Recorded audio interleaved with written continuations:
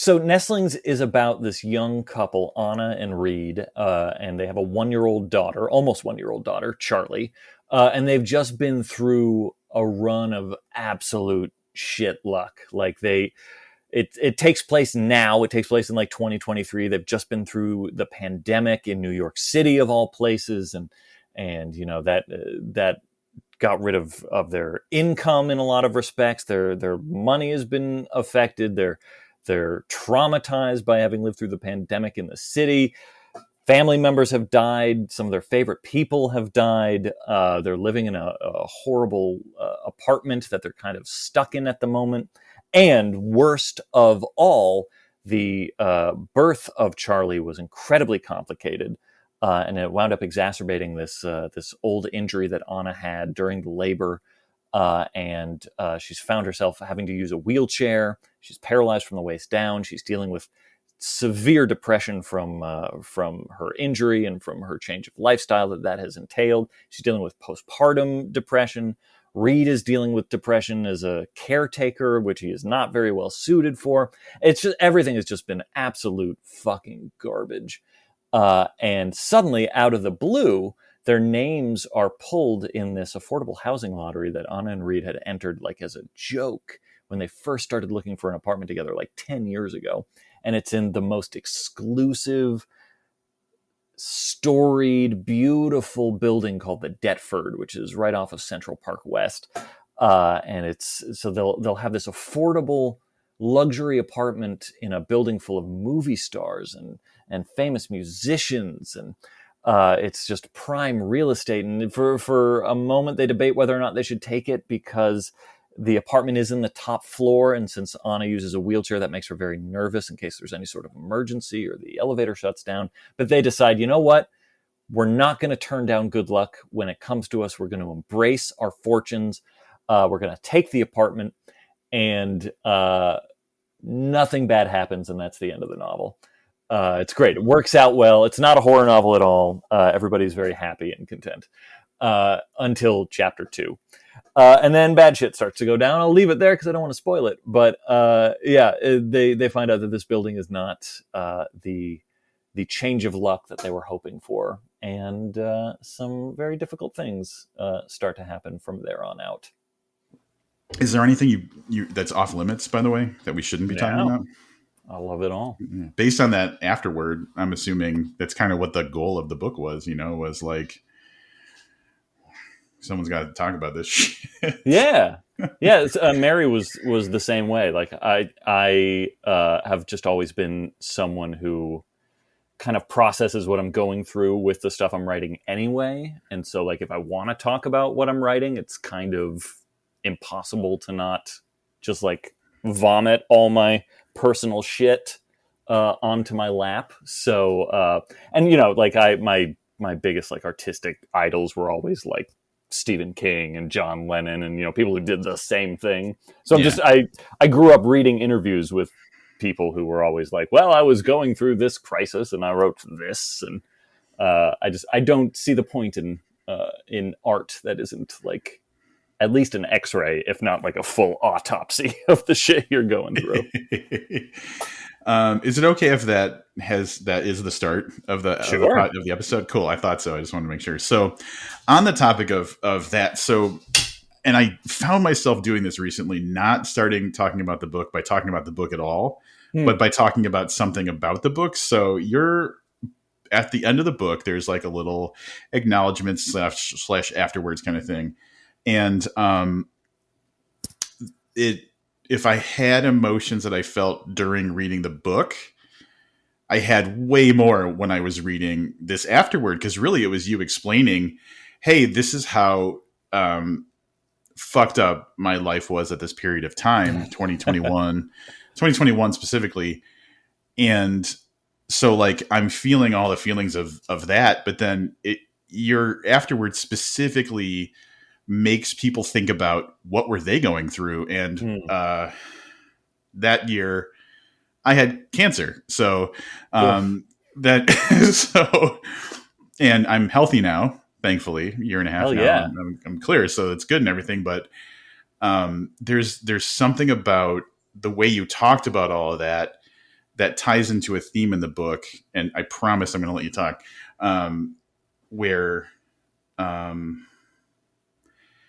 just people dealing with stuff they didn't ask for. That's nobody's fault. It just happened. And the idea of why things happen. And this is something that I've been very fascinated with lately, which is the idea that sometimes there's not an explanation for things. They just happen. It could have been anyone. It could have been any time. It just happened that it happened to you. So I don't even know if there's a question there, but there's something really powerful about that thought. And it's something that is explored in the book. And I think it draws from that stuff that you were saying in the afterwards. So is that kind of an important thought for you, that like sometimes bad shit just happens to people? Absolutely, 1,000%.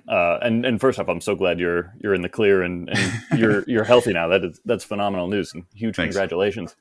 But yeah, that is a huge theme for me as a person and as a writer.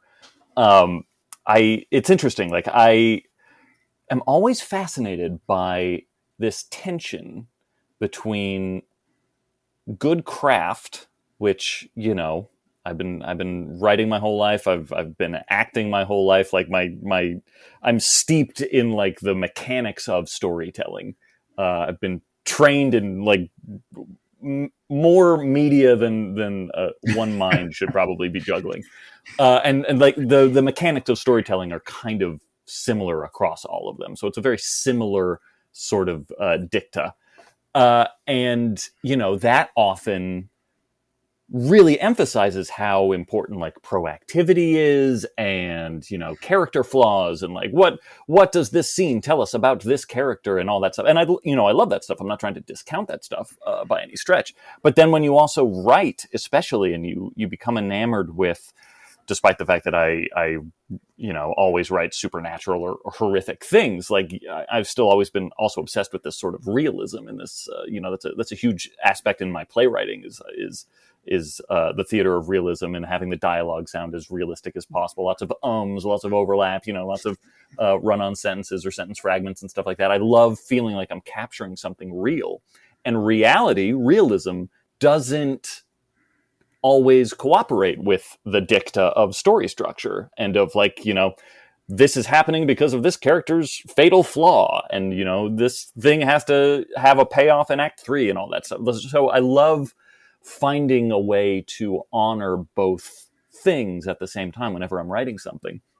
And, like one of the reasons why story structure is the way it is because that's more satisfying. It's unsatisfying to listen to a story that, doesn't have a point, or doesn't have a connection to a greater theme or something like that, or if the character is just kind of passive and things are just happening to them. So you have to find ways to not fall in those unsatisfying traps. But I do like to acknowledge in one way or another with the things that I create, usually in the earlier drafts, that, a lot of times horrible things do just happen. There is something almost mind-breakingly cosmic about the unfairness of our existence. I mean, we're the only creature that we know of that like walks around knowing we have to die, and we have no idea what that means. Like that's like we have to like I have to squeeze onto a subway train and go to a day job and worry about paying bills, and just in the back of my mind always there's like, I'm gonna die one day, and I don't know what that means. We have split the atom, and we still don't know what happens after a body stops breathing. And like, it's so unfair. We're just born into that, and we're expected to just make do. And so there is just this amazing, absurd, sometimes hilarious chain of cruelty that we're just kind of pulled along, that we have to just kind of do our best with. And things happen. Things will happen. My wife and I were just walking through a cemetery, because we're delightfully morbid like that, a couple of weeks ago, and it was we were talking about how remarkable it is to just like walk through these literal rows of like, that person got to live to 100, that person died at a year, that person died at 21, that person died at 66, like so many ostensibly unfair endings on display, but when you look at them en masse like that, like it hammers home how out of our hands any of this is, and how fucking amazing it is that we're healthy enough to even be in this moment, regardless of like what actually our health situation is. Like, we're still here, we're listening to this podcast, we're talking right Yeah. now. Yep. That defies so many odds. So there's there's probably a more long-winded answer than you were looking for, and probably bleaker than I'm intending. But like, I'm fascinated by that, and I feel like it's the job of especially a horror writer to constantly acknowledge that, and to constantly live in that reality that, like, you got to have a good reason for what your character is doing. You've got to have a satisfying character arc. You've got to have scenes that all contribute to the story, and not have too much fat on the bone, and not have too much stuff that bogs down the narrative. But also, you don't have to have a reason for your monster. You don't have to have a reason for the bad things that are befalling your character all the time, because we aren't afforded that outside of fiction. And it's, sometimes it can almost feel like a cheat to make it so user friendly. That's a not anything other than what I was hoping for. Great, wonderful answer, and it makes me think of two things. The first thing, on the storytelling side of things, kind of like you were saying, from a reader's perspective, because I'm not a writer, I'm just a reader. I'm a lover of stories, really. If everything connects and has an explanation, then it's a story.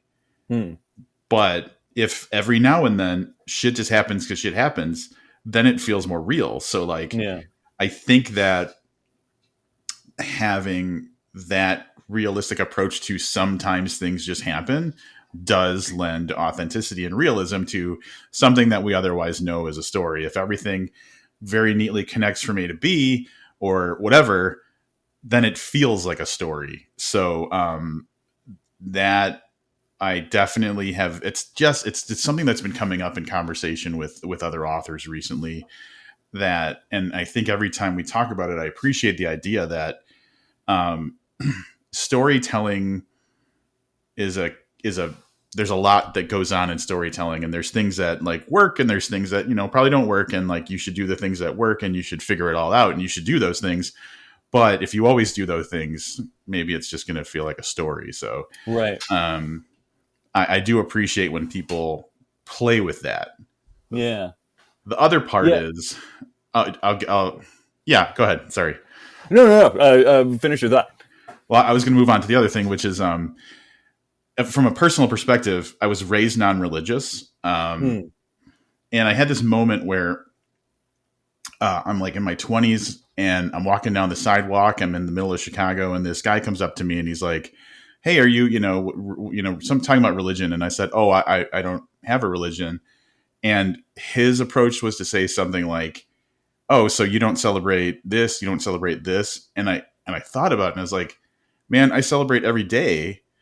And that really kind of shut him down. But in my mind, it was kind of a moment for myself where I was thinking, if I don't ascribe specific meaning to specific things, where like this is good when this happens, or this is good because of this, everything has potential. And so any moment could be Christmas or whatever it happens to be. So that kind of made me think about how, kind of in a similar way, shit just happening could be, there's potential for like the worst to happen in the world for no reason, but there's also potential for like amazing things to happen for no kind of reason. And that's kind of gives me a weird optimism that maybe doesn't make sense, but yeah, that's the other kind of thought I had about that.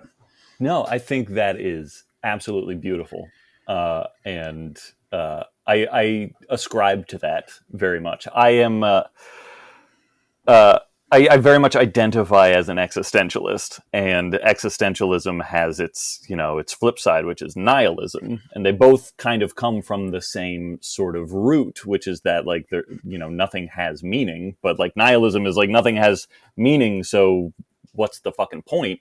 And existentialism is more like nothing has meaning. So everything has meaning. Like this all means the same thing. Like it's exactly what you're saying. Every day could be a holiday because like the sheer unlikability of a sperm fertilizing an egg and then that egg implanting and then surviving long enough for gestation and then like being born healthy. Like the sheer fact that you're alive is so at odds with the opposite. Like you do not have to exist. It is so hard. This is kind of top of mind because of the fertility issues mentioned in the book too. But like, it's so insanely impossible to conceive a kid, and yet it happens all the time, and it happened to each one of us. And like that, it didn't have to be. There does not have to be life on this planet. There's no reason for it to exist, which is why some people get very religious because there is no reason. So like, what is the reason? And you know, it's one of the reasons why I, especially the older I get, the more I connect with Judaism, which I was raised in. I was raised, you know, very observantly Jewish, and then drifted away from that the second I was able to, because I don't like, you know, organized religion and stuff like that. That doesn't really appeal to me. But the older I get, the more I see the appeal of organized religion and start to like come back to some of the rituals in which I was raised, because there is something very comforting in, you know, even if you don't fully believe in the like literal ideological sort of reasons for them, you know, just having that explanation, having that kind of mythology to come back to is really comforting, because we are just kind of floating at sea, the sea of existence. And so like I really resonate, or what you said really resonates with me. I 100% agree. I think one of the reasons why this book is so explicitly Jewish too, besides like some of the more you know, external reasons that I brought to it, I think one of the reasons why it works as a Jewish story is because Judaism also has of all the major religions, you know, of which I do not claim to be an expert, so take all of this with a grain of kosher salt. But from my experience and from what I have just gathered anecdotally through my life, is that Judaism is the most comfortable with just kind of being like, I don't know, like there's just stuff we don't know, and like there's some words we can't say, and there's things we can't picture. Like you can't draw God, you can't conceptualize God, because it's beyond our mortal brains to comprehend. And so there are just some things we're just not going to know, and you have to be okay with that. And even the history of Judaism, just as a people, you start to really internalize, because like all of our holidays are basically like, well, someone else tried to exterminate us and we managed to survive. And like, why did they do that? Well, we don't know. Like, it's just a thing that happens, and you kind of have to roll with it, or you lose your mind. And like, that is literally no different than like a Lovecraftian elder god. Like, you stare at it, and if you start to stare at it too long, you lose your mind. It's one of the reasons why cosmic horror is so meaty and resonates with so many people, because those are basically the same ideas, that like there's just some stuff we can't understand, or we'll go crazy trying to. So I'm very comfortable in those ideas. One of my favorite, I promise listeners will eventually start talking about the book directly, but one of my favorite parts of the book, or at least quotes, was when Reed, who is the male protagonist, is talking to, I think his name's Isaac, who is a gentleman who kind of pops up in the book every now and then. And they're talking about like the Jewish history of suffering. And I believe Isaac's overall point was like, why do we have to suffer so much? Or why so much? Like, because it's a counterpoint to, and I'm going to get this way wrong, but like the whole general idea was like, the power of one of the powers of the people is overcoming the suffering, and we still are here, and all that stuff. And he's like, but why do we have to suffer so much? And I was like, holy shit, first of all, yeah. But then I see that in people. So little side note into my own life, my girlfriend had, when we started dating a few years ago, 4 cats, 2 chickens, and a rabbit. Mm. And now they're all gone. And when the final cat was gone, they were all old animals, and they all lived beautiful lives and died naturally, but all at the same time, within like a year of each other. And that when that final animal was gone, she looked at me and she said, I can't keep anything alive. And and the only thing I could say to her was, you kept them alive for so long and gave them such a good life, but you can't just keep doing that. And so like, there is the kind of point where we reach a breaking point where we're like, when is this going to end? Why is this happening? And so I feel like that was a very powerful part of the book where, you know, I think we do kind of, as people, have like the goalpost of suffering is something that can keep being moved to survive as a survival instinct. But at some point we're going to break, and we're going to be like, the fuck is happening? Why is this happening? Why me? Something like that. And so that was kind of like a powerful point in the book for me, was reading someone finally just saying like, fucking why though? Yeah, it's that's one of the fun foundational questions of existence. I think you're totally right. Like, we all put up with so much, we all endure so much, and we all have a breaking point. And there often really isn't an answer. And I don't think ultimately we expect there to be an answer, but like, there's great value in that sort of pressure release of that question of just like, why is this? Why is this the rule? Why are we born to die? Why are we born to suffer? And the answer to that question is up to the individual to answer. I finished a novella a couple of weeks ago that hopefully is going to get published somewhere next year. And it's my other like explicitly Jewish story. I kind of put some of the stuff I wanted to say in Nestlings and didn't get to say. I kind of poured that into this novella. But it also, so it's a Jewish protagonist, and it's kind of, you know, a sort of Jewish vibe. But the ultimate sort of revelation it's building to is actually a Buddhist one, which just kind of anecdotally, I know a lot of other like, you know, not religious, but just kind of culturally Jewish people tend to gravitate towards Buddhism. There is a very big overlap between the ideologies, I think, that can be really appealing when you don't, you know, when you don't want to follow like the strict observances of Judaism, because they're both about asking questions, and they're both about kind of, you know, analyzing existence.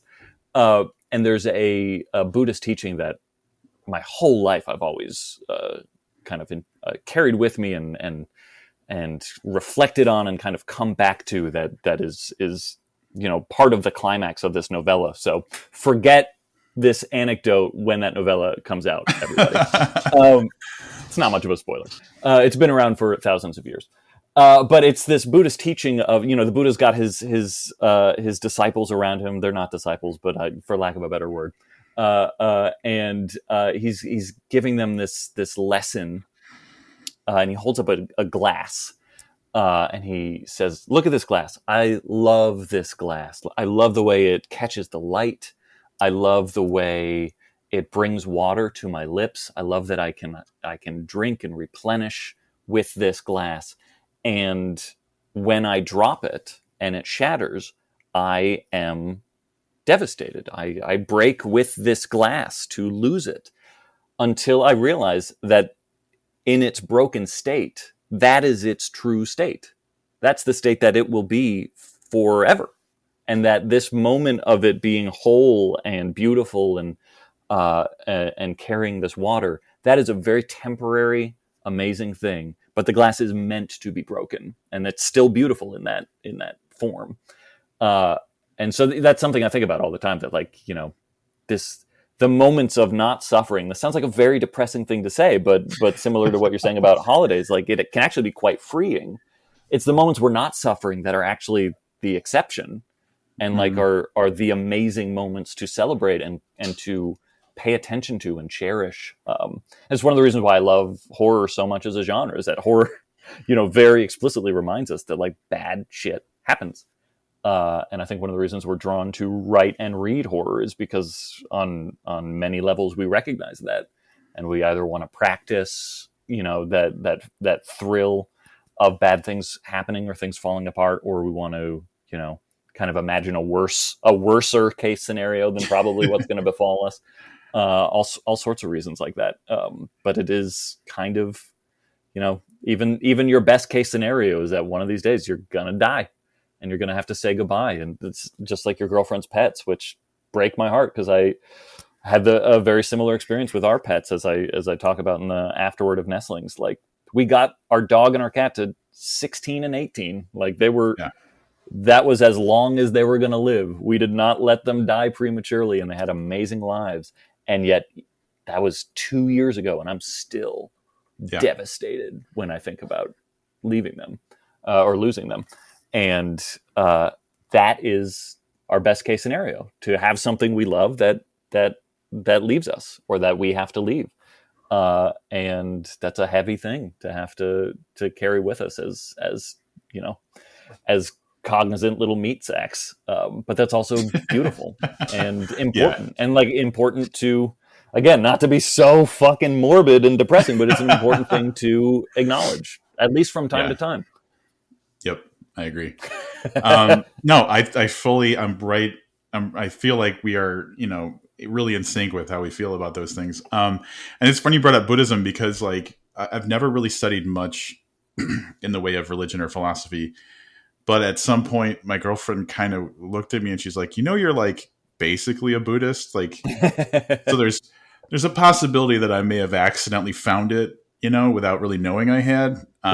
But apparently a lot of the way that I act is really aligned with Buddhism. So it's something that I'm like, maybe one day I'll actually look at that. But there's fascinating and really empowering stuff there that I love.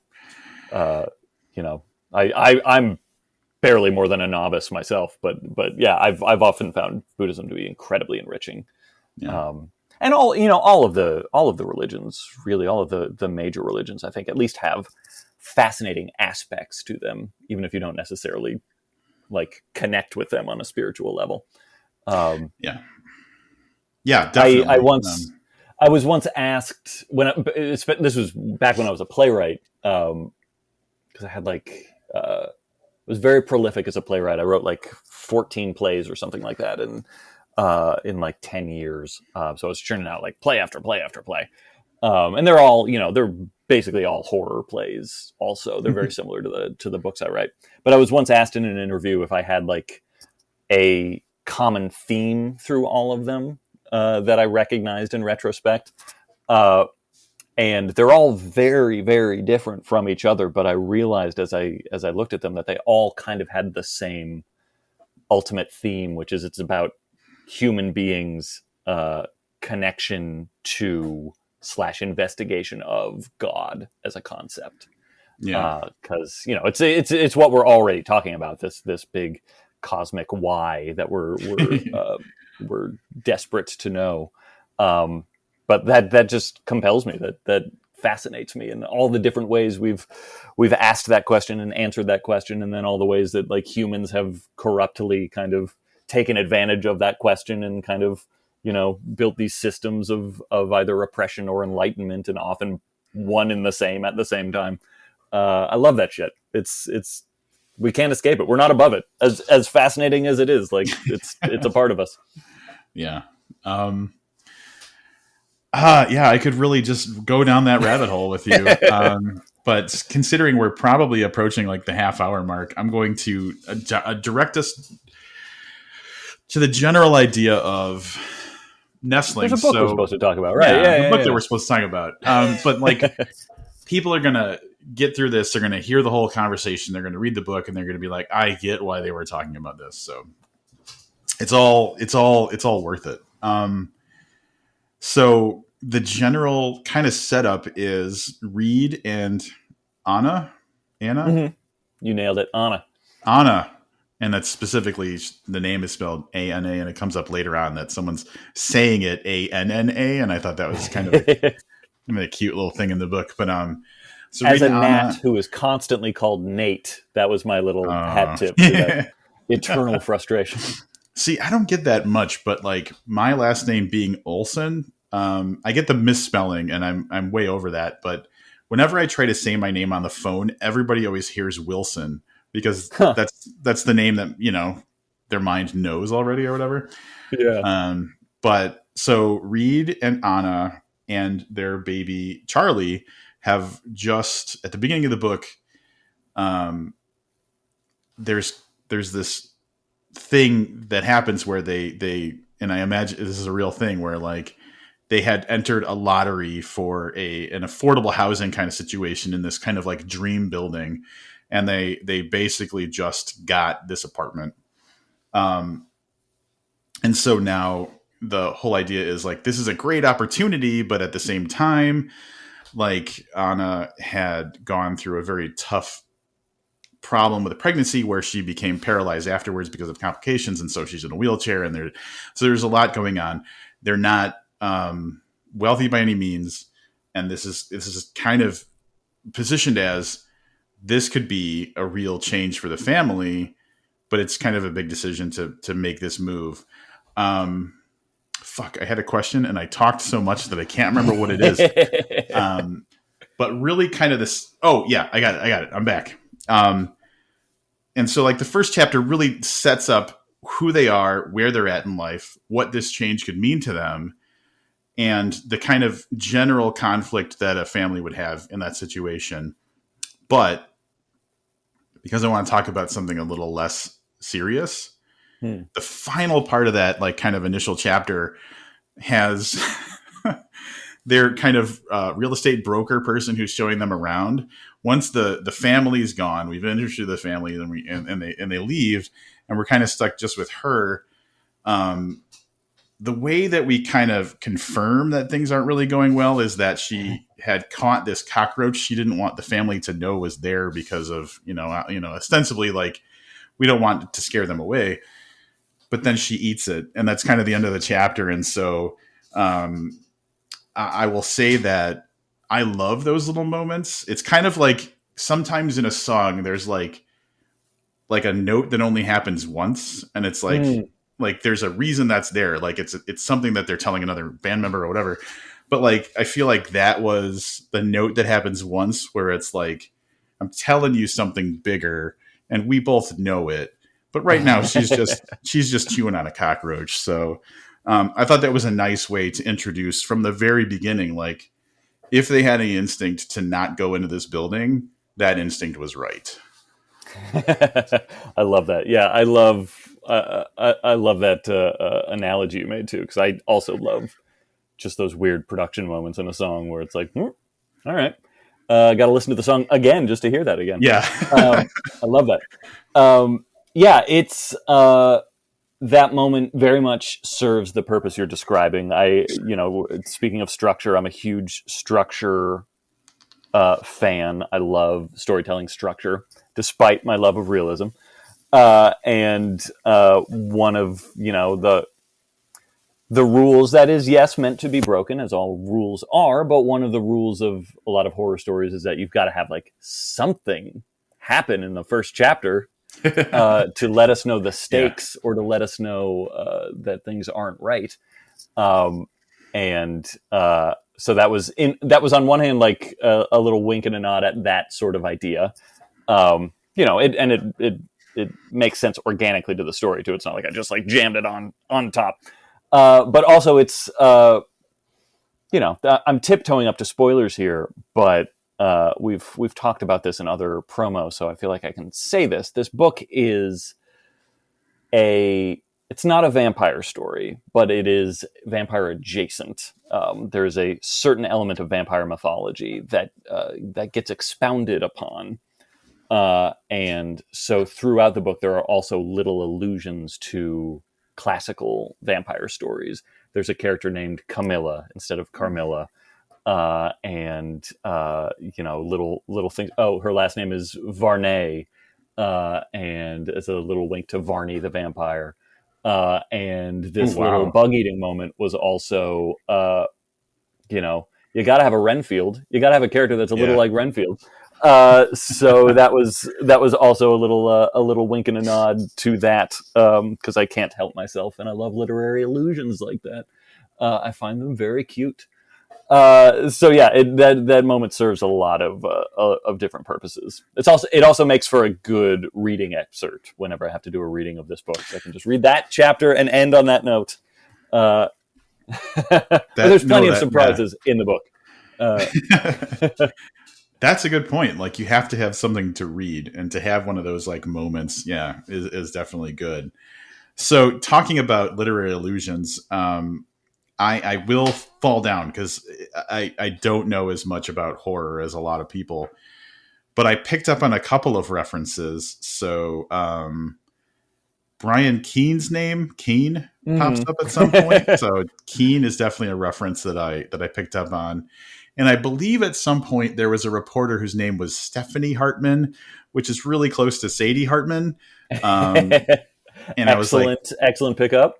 But I have to imagine that, and I'm sure that there's a good number of probably other references. I feel like Stephen King references happen, and knowing your reputation, that would make total sense. Which, by the way, speaking of religion and holiday observances and stuff like that, we're recording on Stephen King's birthday, which I have to imagine for you is a very special day. So thank you. Every year, yeah. Since I was a kid. Of course, we're talking about horror. It's a perfect observance. Yeah, I've been a lifelong Stephen King obsessive since I was like 7 years old or something like that. And always got a kick out of his birthday's the 21st. Ani DeFranco and Bruce Springsteen's birthdays are the 23rd, who are also huge idols of mine. And then my birthday's the 25th. So I always liked that we're all in the 20s together. But yeah, you're absolutely correct. There are, in everything I write, there's always little winks and nods to certain allusions like that. There's also a character with the last name of Langan, who's that's a reference to John Langan and Sarah Langan, who are both unrelated but phenomenal writers, and horror writers specifically. I'm glad you mentioned the Hartman character, because that is, yes, Sadie's last name, and then Stephanie was a reference to a writer in my writers group, Stephanie Willing, who's a YA writer, who's a phenomenal middle grade writer, and so is not in the horror scene, but I wanted to tip my hat to her too. She just had a book come out that's really great if you're looking for a non-horror middle grade book. It's called West of the Sea, that I highly recommend. That was workshopped basically alongside Nestlings, and I always find that fascinating that like they're such different books, but they were basically grown to, they're cousins because they were workshopped together over many months. There are Stephen King allusions. There's this book technically takes place in the same universe as Rosemary's Baby, because the Bramford building is referenced just offhandedly, nice. But that exists in this world. I love that shit. All horror is one big shared universe. In fact, hey, if we want to get super Stephen King nerdy on the 21st of September, why not? They're all just different levels of the beam. Anyway, they're all just part of the Dark Tower. Wow, right on. So, I'll see myself out. I have to confess, I like, as someone who finds themselves more and more associated with horror, I've never been a huge Stephen King reader. Yeah. I've probably read five books, and most of it was a long time ago. Nothing against Stephen King, and I definitely appreciate this talent for storytelling. But then I hear people who, like, their whole kind of like there's so much of like a basis of Stephen King inspiring this and inspiring that I'm like, ooh, I'm worried about talking to Stephen King people, because I am way out of my element when it comes to that. So I was actually thinking the other day that I might have to start calling myself like a a non Stephen King horror person or something, just so people know like those references are probably lost on me. But the I stuff that I respect read, that. Yeah. like Needful Things, if you ask me, is a fucking fantastic book. That's one of the ones I Hell happen to yeah. have read. So like, but I have this thing now where I'm like, ooh, at some point it's going to come out that I talk to a lot of horror people. I'm a member of the Horror Writers Association, but I really don't have a lot of knowledge of Stephen King. And I'm like, is this going to be like my dark secret? So I'm just I'm I getting hope not. out in front of it. Anyone who tries to gatekeep can go fuck themselves. So I hope nobody makes you feel that way, because I think that's super exciting. I think that's I have a lot of thoughts I'm going to try and express at the same time. As you've probably gathered, I do like my digressions. But it makes me think of how, humbling and important that is. That goes back to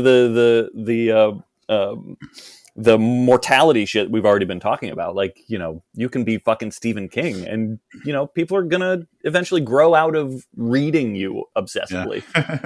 And that's okay. Like, there was literally a time when Somerset Maugham was the most popular writer around, and like, who do you know who's read a Somerset Maugham book, let alone all of them? Like, it's just, or even pronounce the name right. Right, yeah. I'm sorry, W. Somerset Maugham. Yeah, so like, that's a really important thing to remember. Like, we all get really obsessed with fame and reputation, and like, who wouldn't love to be the next Stephen King? But like, it's important to remember that none of that shit matters. And eventually, like, Stephen King's going to be just as obscure, maybe not just as obscure, but relatively as obscure as any other writer that is his peer.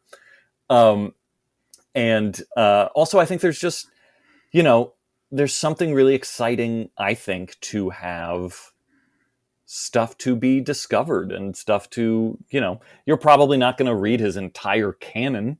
But like, I think that's great that like, there are some books that are super important to some people that are like still in your future. There's still books in my future that are important to people that I've never read. It's an interesting thing about Stephen King, in that he's so prolific and he's so foundational to me specifically, and to plenty of other people as well. And it's in some way kind of a fluke of chronology, because I was born in 81. I started reading him, in the late 80s. So he had a shit ton of books by that point, but nothing like now. And I caught up really quickly. And then I've been reading, his new releases as they come out for, 30 something years.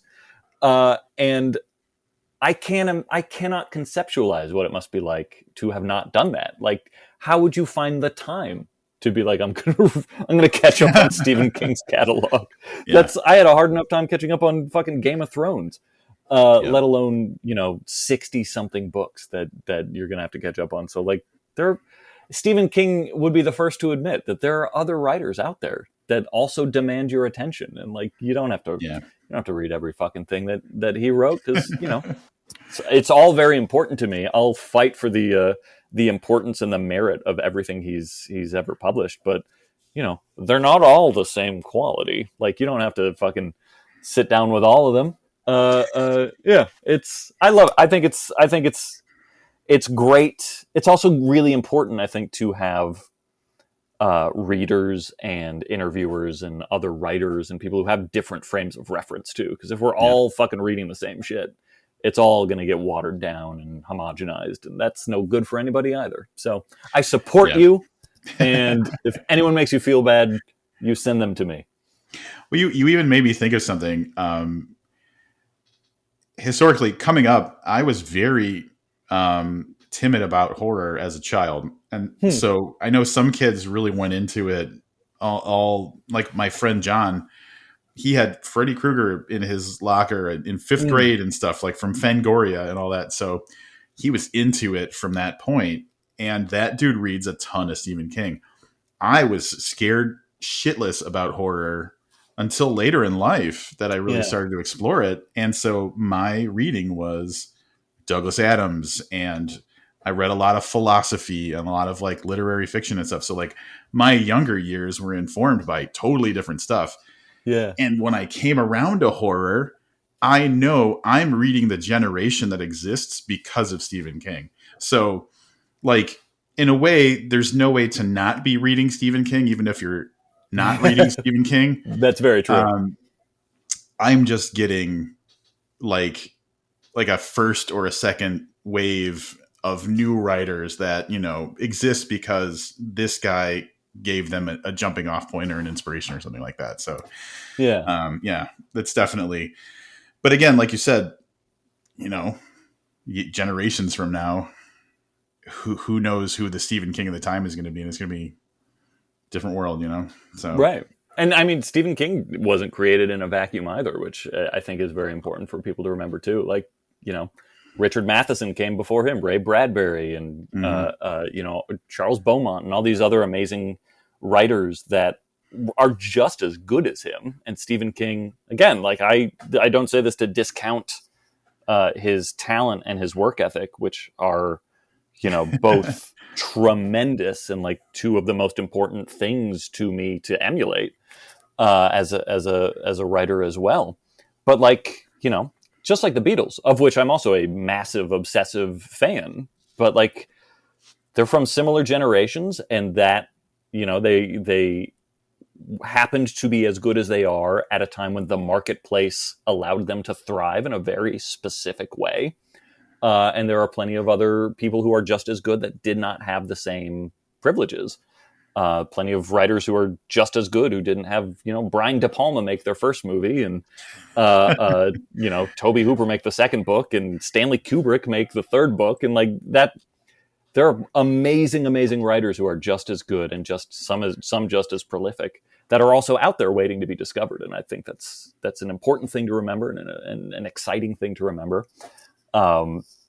And yeah, so you're reading, you know, a new generation that's been influenced by Stephen King, but you're also reading people who are influenced by, you know, cousins on the family tree. Yep. And that's one of the great things about writing is that, you know, that baton, that passing of the baton, that baton relay race, of influence and stuff like that. And we're all just kind of a mishmash of the things that came before us. We're getting very philosophical tonight. Yeah, I know. Like we, before we get off Stephen King on his birthday, I will say that one of the things that I've become just so in love with, and probably this is because I know a lot of writers that he's highlighting and stuff, or I've read a lot of their books, is when Stephen King says something good about an author that I know, or that is, you know, dear to me, or I've read their books. Nothing makes me happier, because I'm like, you know, getting the nod from Stephen King, great. You know, he's endorsing the book, and that's great. But there's just this wave of like attention that comes with it that I always want the people that I care about as authors to get as much attention as possible. And so he talked about Megan Abbott's book, The Turnout. And his tweet was so just like effusive about it. And I was like, go Megan, like, you know, whatever you think about Stephen King, this guy putting his stamp on a book is, to me, like, I wish that when I talked enthusiastically about a book, like it got the same kind of coverage. So like when I see something and I'm like, he's saying it and he's getting them the attention I want them to have. So it's always, it makes me very happy when like a Paul Tremblay or a, you know, Megan Abbott or whatever get the Stephen King stamp. I just fucking love it. Yeah, he's still a career maker. And that, and I think, you know, obviously that's like my huge goal on my bucket list as well, is to have similar attention. But regardless of whether or not it happens, I think it speaks to something that is very unique about him, and is very commendable, because he's never stopped giving back to the community. And he, one of the many things about him that like I have admired my entire life is that he is first and foremost a writer, but like it's a real close second that he's a reader. He's a absolutely obsessive reader. He loves books. He loves stories. And so he's never been shy to like share his love for that. I worked with him for a week, like 20 years ago, on the New York workshop of this musical that he wrote with John Mellencamp, which is interesting. But it was an amazing experience. And, I got to be with, I got to spend time with this person who's like the book that I'm writing right now, which is influenced by Needful Things, appropriately enough. But I'm dedicating it to him because it's all about childhood. And in my dedication, I'm like, I basically say, like, this is to Stephen King because you were as much a part of my childhood as I was, basically. Because I was just like reading his work obsessively at a very formative age. And so it was so wild to be in a room with him and to hear his very, unique voice, a very recognizable voice, which was this voice I used to listen to on literally books on tape that used to like read me to sleep as a kid. Yeah. So it was very wild to hear that. But at the end of this workshop, he took us all out to dinner, and he signed a bunch of books for us, and I got to bring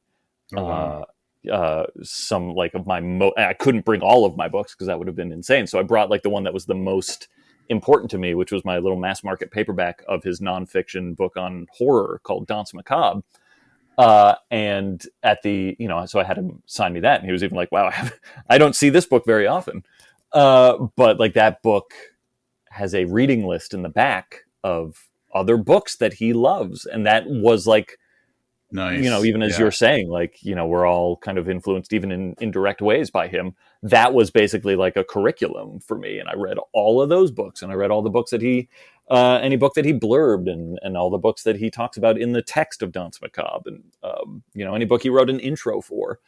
And that's a very, again, like it'd be very easy to just kind of achieve that stratospheric level of fame and silo yourself off. But he's so great at being like, I fucking love books, and you're going to read them, and you're going to read them. And like, it's just books. Everybody read books. So I think that's an incredibly important element of his fame. That's one of my favorite types of authors too, is the ones where like when they talk about something that's not theirs and you can tell that they're just as much a fan as you are. Like I love that more than anything. And so like Stephen Graham Jones does that all the time. Like you can tell that this guy is just the biggest fan of horror. And so like, there's a lot of reasons to love that guy, but one of the qualities that I think I appreciate about him the most is the fact that like he doesn't put himself above people really, and he does his best to highlight things that he's excited about and he thinks are great just because he thinks they're great. So that's a quality that I love about authors, is when I can see that enthusiasm in them that I have in myself. I really love that.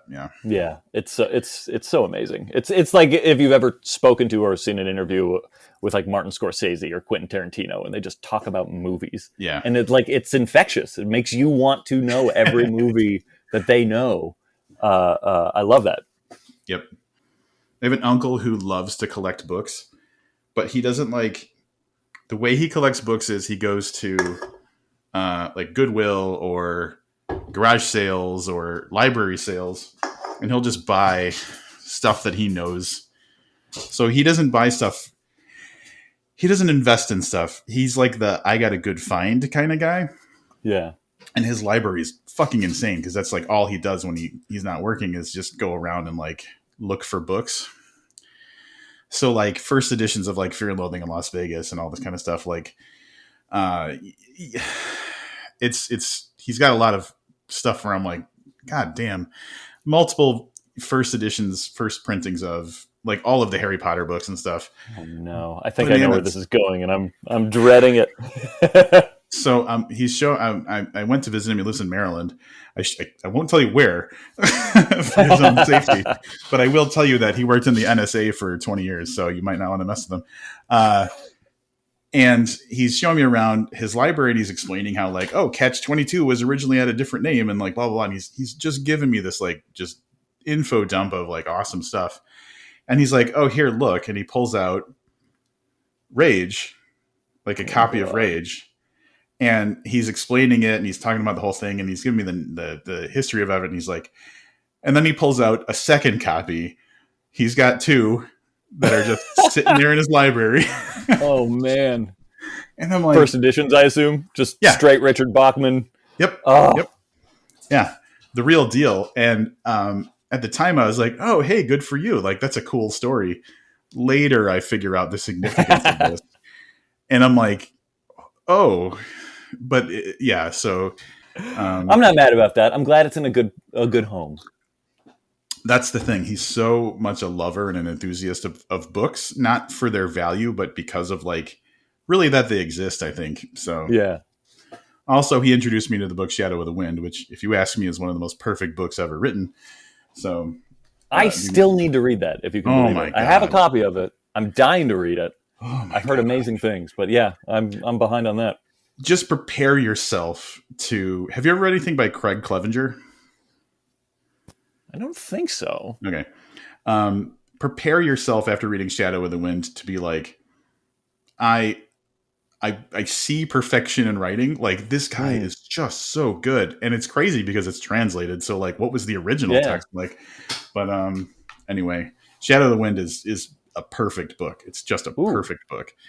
But anyway, we'll get back to talking about you. So, which is also a perfect book. Nestlings is also a perfect book, everybody. Nestlings, perfect book. Perfect book. So that's me sounding like a pompous ass on purpose. Don't worry. No. Let's talk about... So there's some themes in this book, and I was going to jokingly be like, let's talk about disabilities.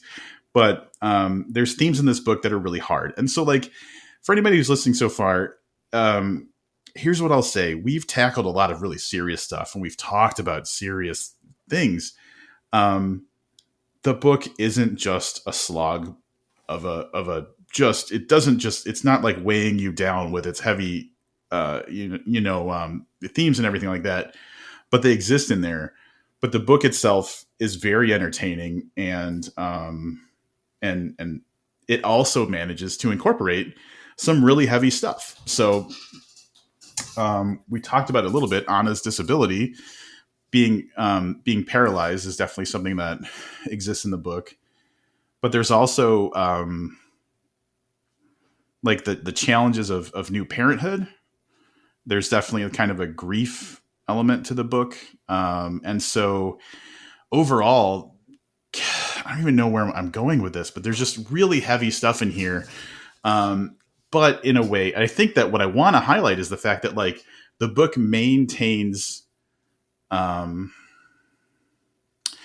able to keep you wanting to read more and entertaining you, and having its light moments and its dark and heavy moments in a very balanced way. And I don't even know where I'm going with this, but I think the one thing I want to commend you on is that there's so much heavy stuff, and there's so many kind of deeper things that we can easily connect with as people who have all gone through a bunch of shit. You still made it a book where at moments I'm like thinking about, oh man, I love it when there's a story where there's this like building who's got this mysterious past, and like, and then like, so there's like these other elements to it that aren't heavy. And there's a real good balancing act of like, there's a monster element. There's this like kind of history element to this, like, famous building. There's all this stuff going on, and the heavy stuff. And is that really fucking difficult to do? Thank you. First of all, like that means a great deal to hear. I don't know. I mean, yes, I guess it is difficult in a way, but also I hesitate to say this because it makes me sound like an immodest dickbag. But no, let me clarify that I don't think I can qualify or quantify which Q word do I want. I can't qualify it, quantify it, whichever one works. Only because to me they're inextricably linked. I would be far from the first person to make the connection between humor and horror. But I think that's because it is such a basically a truism that horror and humor go hand in hand. And we have like covered some heavy shit, and I think it's also been a pretty lighthearted conversation, because I think sometimes that's the only way to cover these sorts of things, is to not it's to acknowledge the seriousness of it, acknowledge the weight of it, but also not get bogged down in it, and to not succumb to it, and to find humor in it. Like that's why I find it hard to say whether or not it's a hard thing to do per se, because it's so hardwired in me. It is my like, as my therapist will probably acknowledge, it's my like deepest defense mechanism to make, not again, not light. We're not like joking about disability or postpartum or these really serious things, but just kind of laughing at the fruitlessness of trying to fight it. Basically, it's like, well, what the fuck can you do? And that's one of the things I find so valuable about genre fiction specifically, is that it really gives you an engine to soar over the doldrums and to not succumb to that. I love all kinds of horror. I celebrate all kinds of horror. I will consume all kinds of horror. But, I will admit that sometimes I get a little bored with the like extra heavy, like, barely a disguised metaphor for grief horror that has become kind of popular in movies lately, because sometimes I do just want like a fucking fart joke. Like I just need like something, like I just need characters to at least have a moment to like make eye contact and be like, holy shit, this is insane what we're going through right now. Because that's what we do. That's how we exist. That's how we survive moment by moment.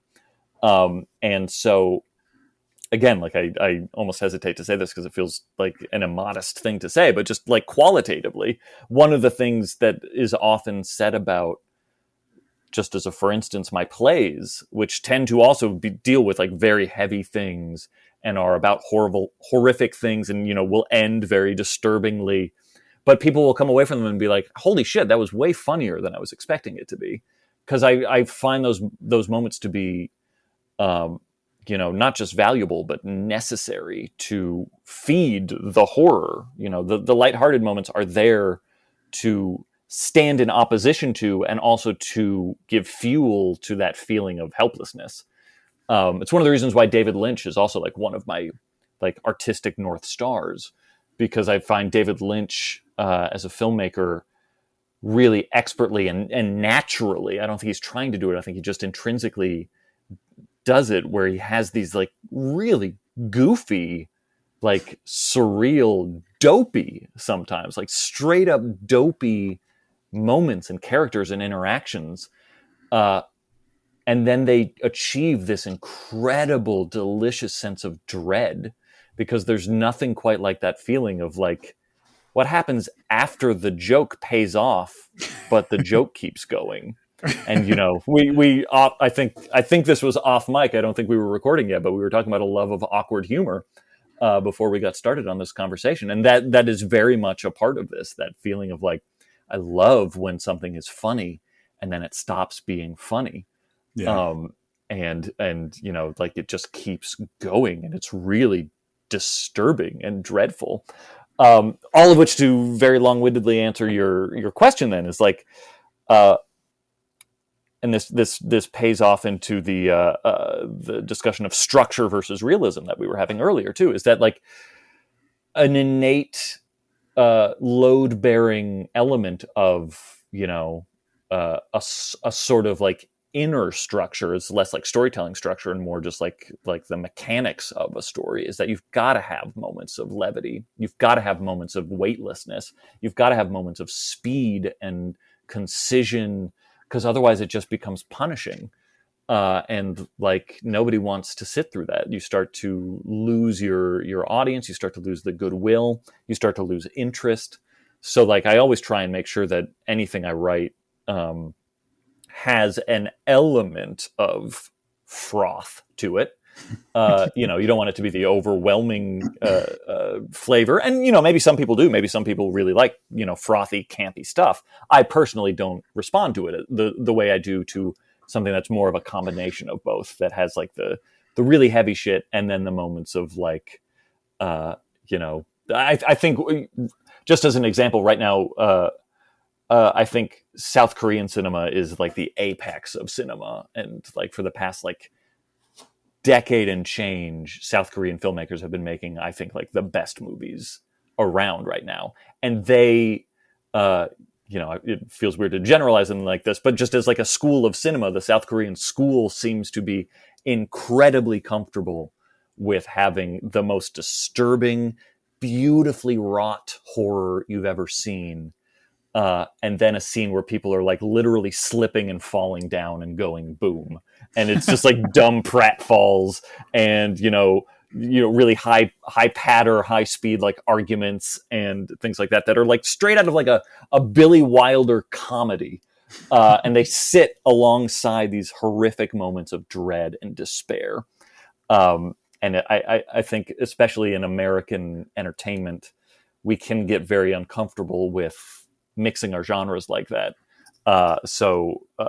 You know, that's one of the reasons why I tend to go to like foreign films and foreign cinema and stuff like that for those different vibes. And that's a vibe that I'm always going for as a writer and as a reader and stuff like that too. Because I just find it all to be very important. I get, maybe it is because if my style of speech is not already apparent, I tend to get very easily distracted and want like, you know, a lot of different kinds of stimuli.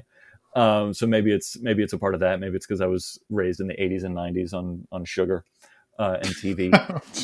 Yeah. But yeah, like I love that. And so bringing it back around to the question you asked 45 minutes ago, I don't think it's hard per se, but I think it does take effort to not lose sight of that and to make sure that, like, you know, especially when you're in like second and third and fourth drafts of something, to just be like, has it all been depressing? Has it all been punishing for too long?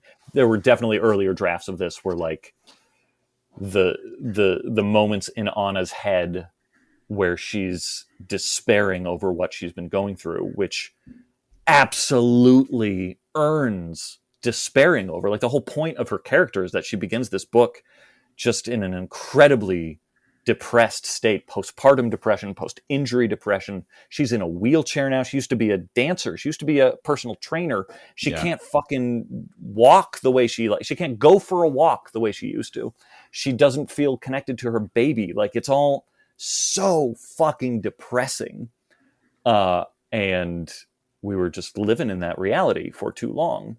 Which is not to say like it cheats. I hope the book doesn't cheat and like takes us out of that headspace unnaturally or unorganically. It's just trying to find ways to honor that there are other elements of even this character's existence in those moments. And it's unnatural for us just as human beings to live in that shade all the time. Yeah. So that's my I'm going rant. to go here. I'm going to get real. But this is to illustrate exactly what you're saying.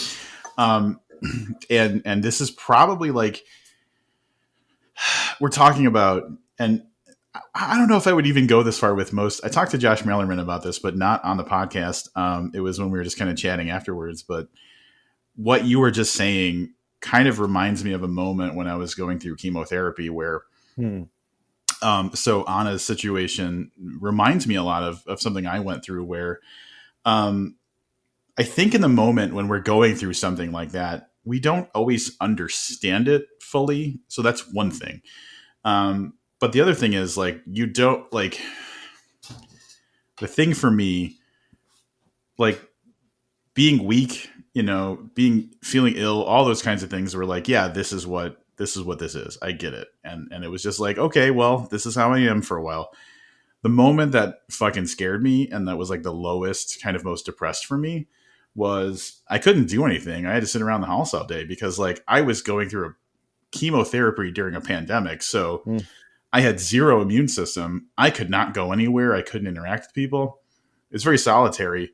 And my refuge has always been, oh, did you see the little thumbs up? Yeah, what is that? Yeah. So I'm on the beta software for Apple's new Mac OS, and the new Mac OS and the new iOS and all that stuff.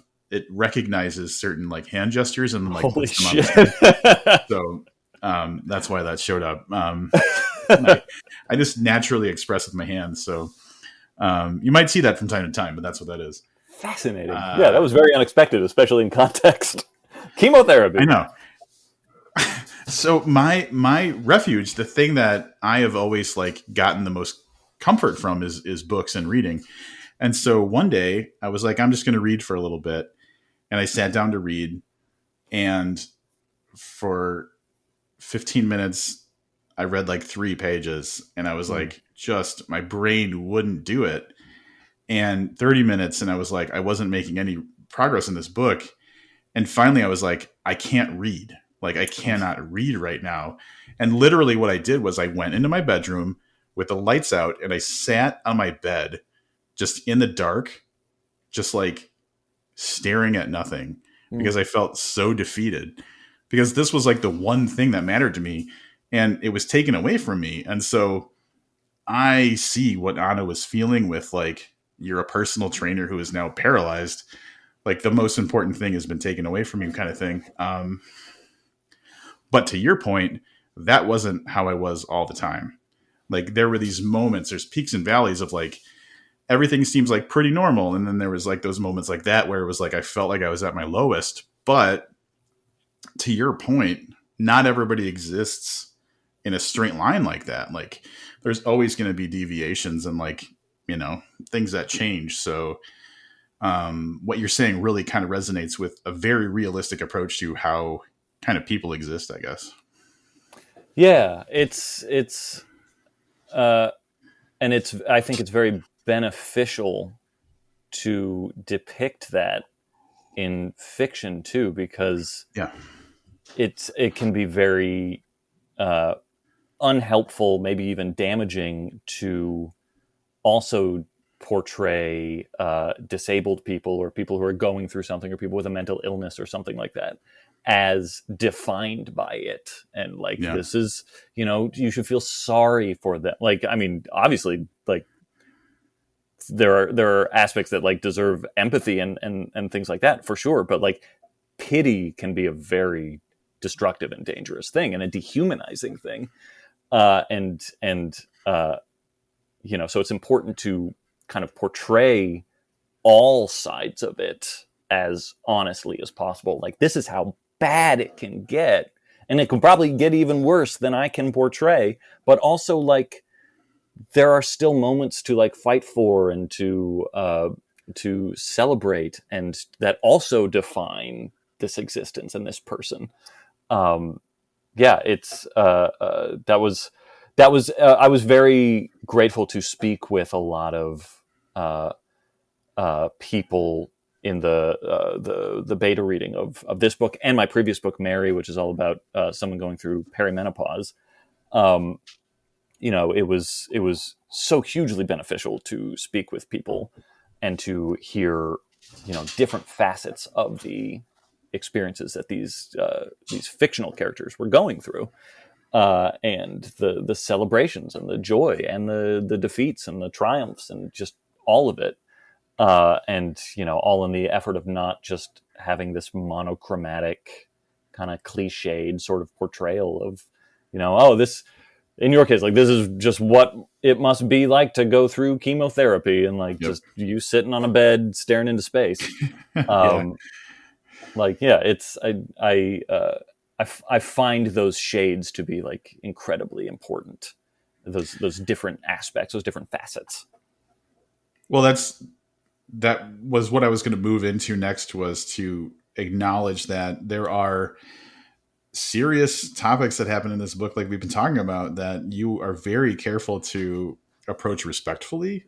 So if there's anybody who is a potential reader who's worried, like, I hate it when disabilities are misrepresented. Like, that's not a concern with this book. I have a friend who, through junior high, went from, having no problems to, by the time he was in high school, being permanently in a wheelchair. And so, like, disability is something that as a child I learned about firsthand. And so I was kind of filtering my impression of how you depicted that through my personal experience. And Mm.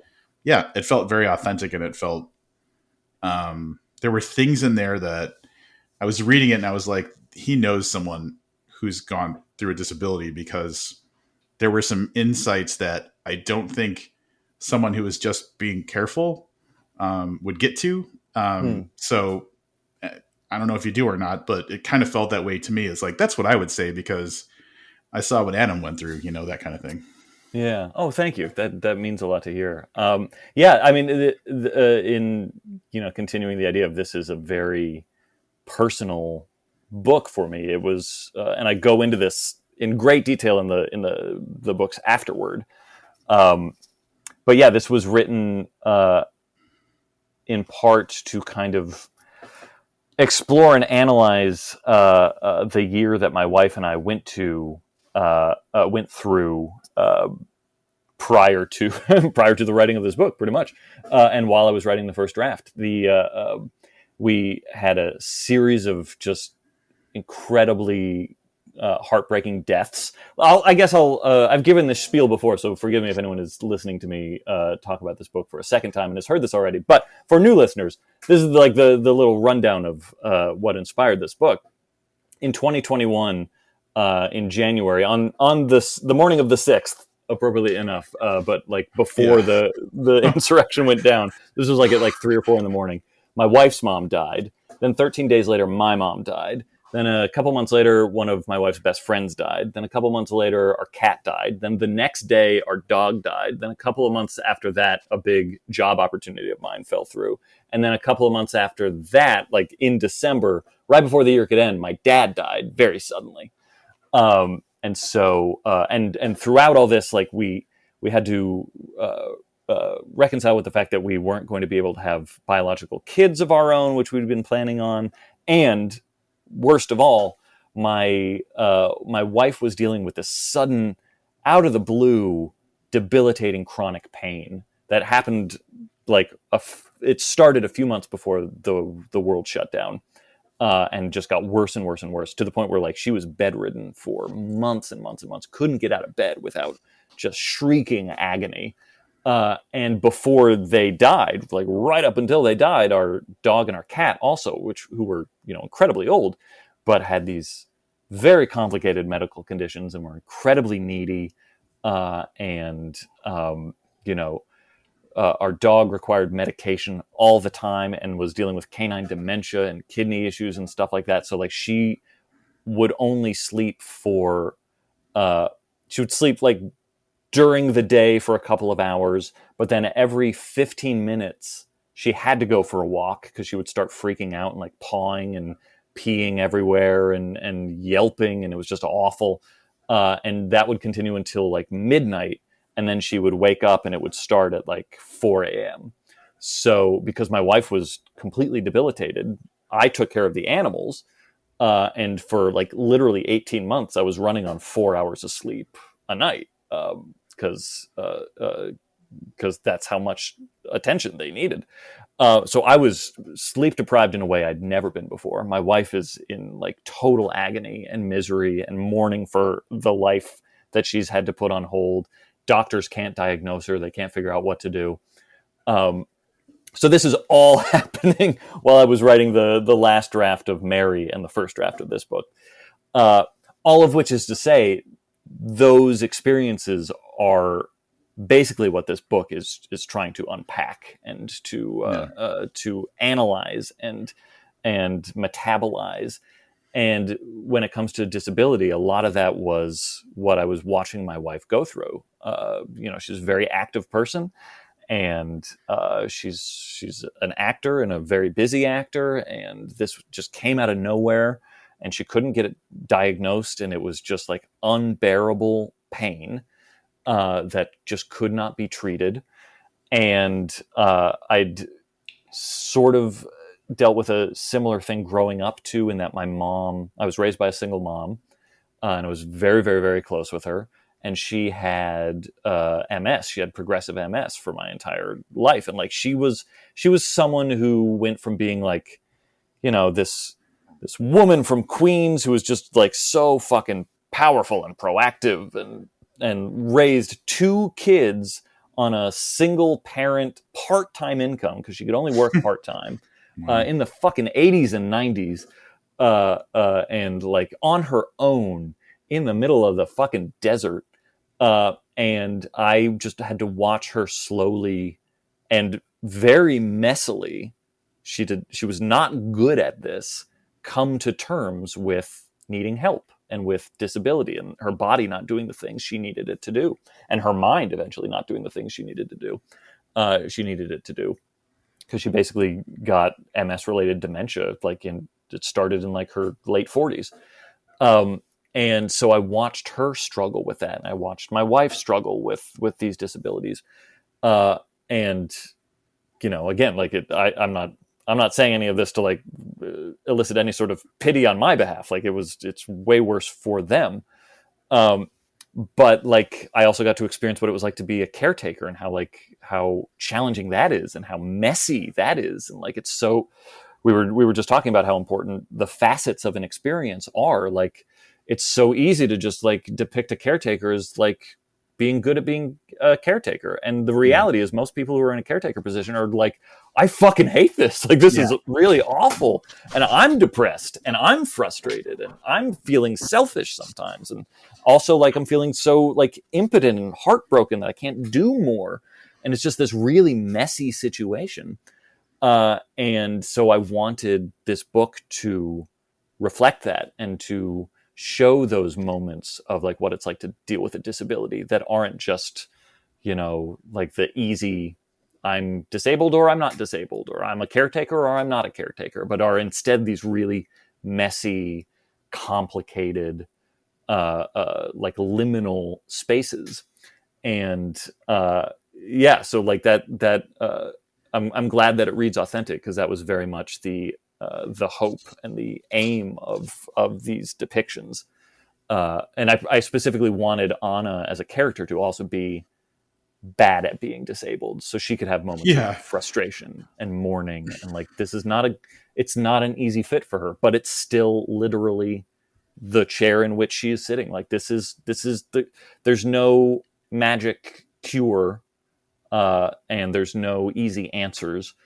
And again, like tiptoeing up to spoilers, but like I really wanted her journey to depict what I had heard from other people who had to use wheelchairs as well. That like this gets referenced explicitly in the book, so this is again tiny spoiler.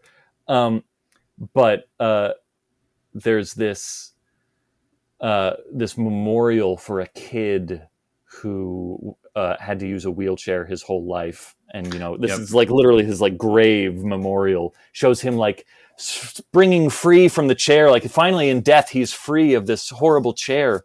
And people who actually use wheelchairs, I've seen comment on this, that they're like, this fucking breaks my heart. Because like, I love my wheelchair. My wheelchair is like my best fucking friend. It's the thing that like helps me do the things I want to do.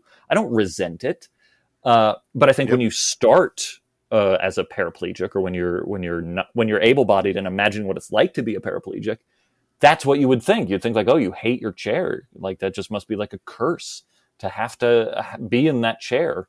And I wanted that arc to be a big part of Anna's journey, is like slowly realizing that like this is a disability, but it's not, it's just an obstacle. Like you are still, this incredibly powerful entity, and like aren't defined by this disability. It's just a part of your reality. So I again was like, I was very grateful to speak with people, to draw on some of the experience I've witnessed secondhand, and YouTube was very helpful because there are a lot of great YouTube channels that are like literally explainers for people who are finding themselves in a wheelchair for the first time and like what it's like to deal with it. And even then, after all of that preparation and all that like personal connection and stuff, even up until the layout pass, which is like the last edit you get, and like you're not supposed to change anything other than like little things that like maybe don't look right, or like one, worst case scenario, you catch like a continuity error or something like that. But I was reading the manuscript for like the fucking like seventh time, and I caught a moment where I was like, oh, that's me being able-bodied. That's me skipping over a step that she wouldn't be able to skip over, like literally physically describing her doing something that it was like, no, it's more complicated than that. And if I'm going to honor what it's like, I need to add like a paragraph. And, I apologized profusely, but it was important to make sure that that was in there. For that authenticity, which I hope reads to people who've been in similar circumstances, because it's important to try and get right. Well, something that has also come up in conversation for me recently, which I think is important too, is, so I was talking to Daniel Krauss about Whale Fall, which everybody should fucking read Whale Fall because that book's awesome. But it's a situation that literally no one's been in and right. lived to talk about. So it's not something that's relatable, but the things that character goes through, he gets so specific about what's going on with that character that something about the specificity of a situation where even if it doesn't directly apply to you, it makes you think about when I was in something like that. And so I think when you do that well, when you're telling a story, the reader is able to take this thing that you're saying and connect it to this thing that I felt, and then have that kind of empathy connection where even though I've never been swallowed by a whale, like I've felt X, Y, and Z. And because of the way he told the story, I was able to connect to that, which has to be, difficult. But I think that when you go for that, more specific, more personal approach, it feels more real and it's easier for a reader to connect with it. At least that was my, I like the examples I've given of my life and the things that I've gone through, way different than what happens in the book. But because of the way that they were depicted, easy for me to connect myself to what was going on. So I think that striving for that type of authenticity and like really caring about depicting those things really goes a long way to bringing the reader along for the ride, I guess is what I'm trying to say. Yeah, I think you nailed it with specificity. And that is a huge challenge, because it's so hard to know what to depict and what not to. Because I mean, that's a challenge with any writing, is you can over describe something and it becomes basically meaningless. It's like getting too close to a pointillistic painting. Right. It's completely meaningless. But they're through the drafting stages and stuff like that, and with your editor, like ideally you're able to like shape the specific things that are evocative. Like it immediately makes me think of a moment in Nestlings where and this was, not something I knew going into it, and it came from watching these videos and talking to people and stuff like that. But just the simple description of what it's like to get out of a wheelchair. Like she gets on the ground and crawls around sometimes because, it's a horror novel. She's got stuff she has to do on the ground.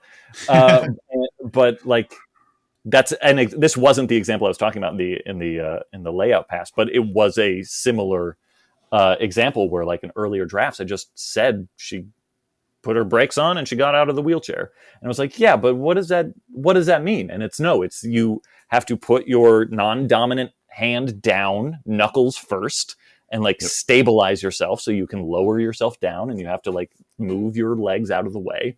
It's not easy. So describing that exactly like you're saying, like that puts you in that mindset of like, oh, this is the stuff I would have to do to do this, because this person is not different than me. we're all people. And like, this is what it would be like were I in this situation. Same with Whalefall, where it's like, oh my God, the things he does to that character after a certain point. And like, you I know, know.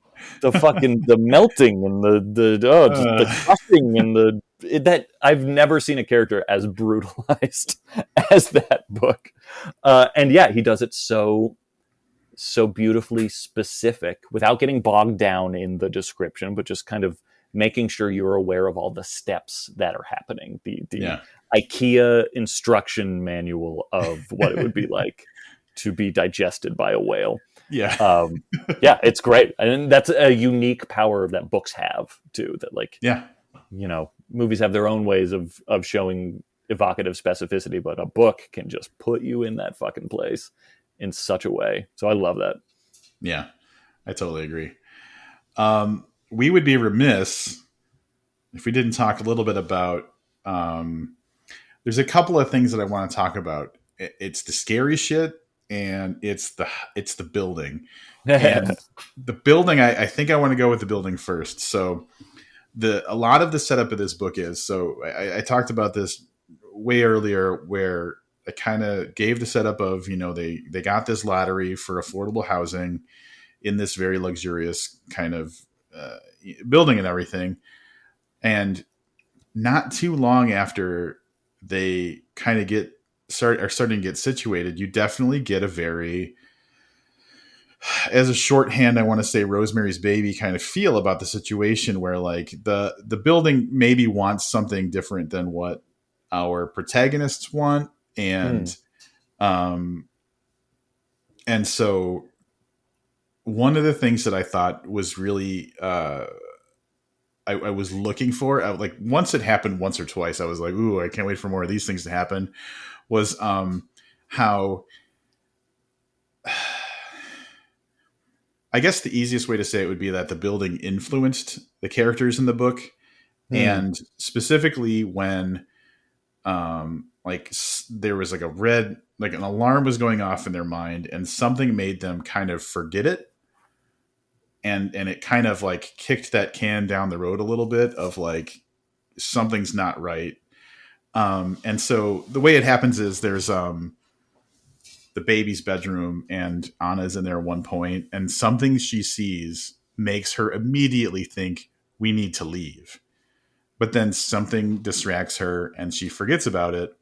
And it feels like the building is influencing everybody in a way where it's kind of stacking the deck in its own. It's like it's the house in a casino, kind of, where it's like it's set up this situation in a way where it's looking for an ideal result. And the thing that I liked about that connected with me was like there's this suspension of disbelief that you have to go in with horror, where it's like, you know, any rational person at some point would be like, we need to get the fuck out of here. But what you did was give you messed with agency a little bit in that way, Hmm.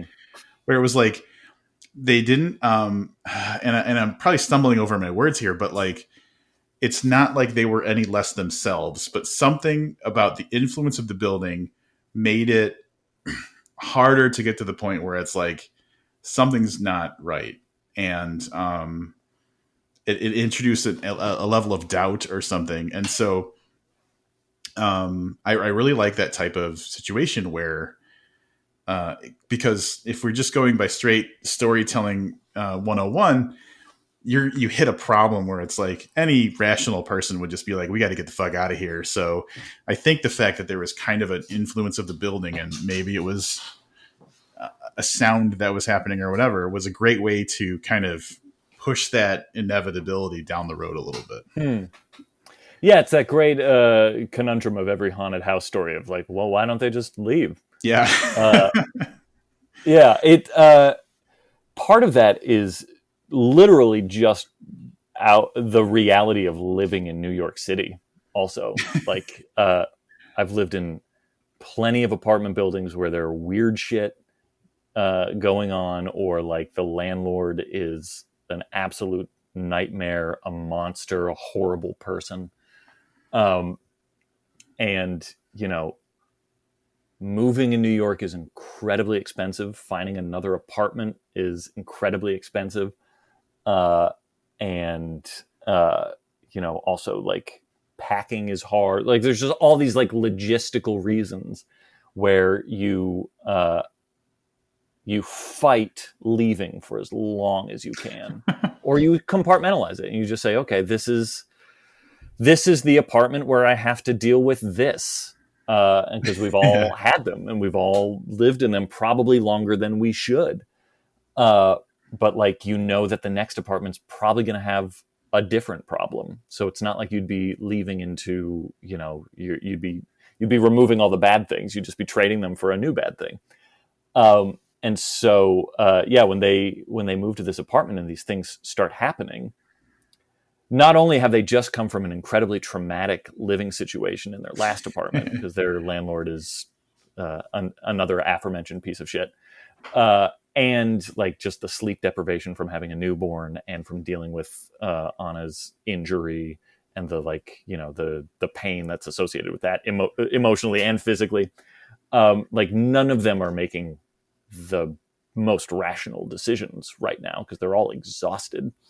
And they find this apartment that has a few strikes against it, but honestly has some incredible perks. The biggest worry is that it's basically on the top floor. And if you are someone who uses a wheelchair, like what do you do if there's a fire? What do you do if there's an emergency? And there's only this one rickety elevator. That's worrisome, but sometimes you just got to take the risk because it's a luxury apartment that is affordable housing, and these lotteries do exist. And every now and then someone wins one, and it's just like a bolt of the blue. It's in the text. It's literally the flip side of the why do bad things happen to me. There's also this theme of lotteries and of 1 in a million shots and stuff like that. And this is very much one of them. Like sometimes good things happen and you just don't fucking know. You can't prepare for it.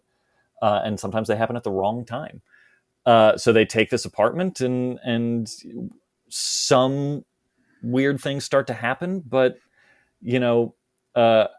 most of the stuff too is it doesn't need any sort of supernatural explanation as to why it doesn't send them running for the hills, because it's just like, all of our savings are gone.